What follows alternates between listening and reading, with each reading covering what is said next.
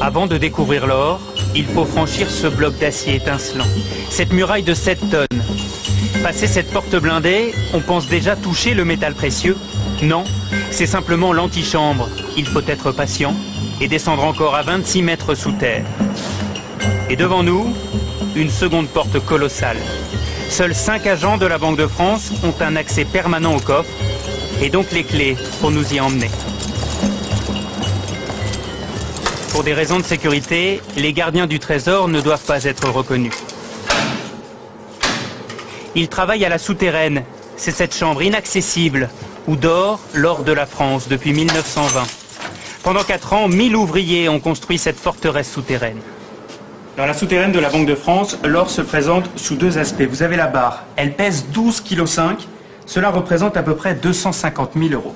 Et vous avez quelque chose de beaucoup plus léger, le lingot. Le lingot pèse 1 kg pour à peu près 20 ou 25 000 €. Et au total, 2500 tonnes d'or reposent sur ces étagères. Cela représente 54 milliards d'euros. Depuis 5 ans, le stock a diminué. La France a vendu 500 tonnes d'or pour acheter des devises en dollars et en yens. Et alors, c'est quoi votre travail ici? On est manipulé énormément. Nous sommes que 3 en France à le faire. Et ça vous fait quoi de manipuler de l'or? D'abord c'est beau, et puis c'est mythique. Il faut le voir, puis il faut l'entendre aussi, parce que on dirait du cristal. Vous voyez, c'est un son. Et tout cet or a bien failli être volé. Nous sommes en juin 40, les Allemands sont à Paris, 4 officiers nazis se présentent à la Banque de France et demandent qu'on ouvre les coffres. Oui, mais ils sont vides. L'or est déjà sur les routes. Il y a 2800 tonnes d'or à évacuer, ce qui est considérable. Vous avez donc de mémoire 400 ou 450 camions, parce qu'en plus il faut réquisitionner les camions, ils ne sont pas tous là, la plupart sont partis sur le front.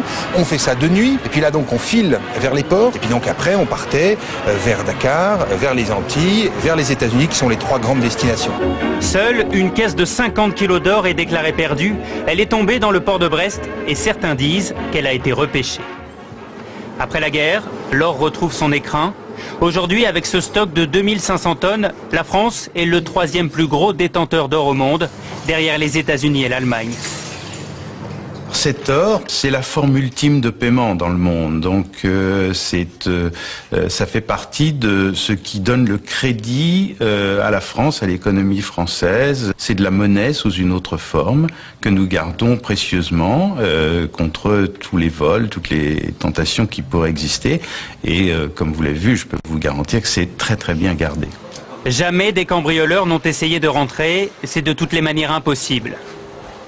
Avant de ressortir, nous longeons ces caisses en aluminium, encore de l'or. Et puis, au détour d'une salle, des sacs de pièces sonnantes et trébuchantes. Des dollars qui rappellent la ruée vers l'or. Notre voyage au royaume de l'or aura duré 2 heures, avant de remonter vers le monde extérieur.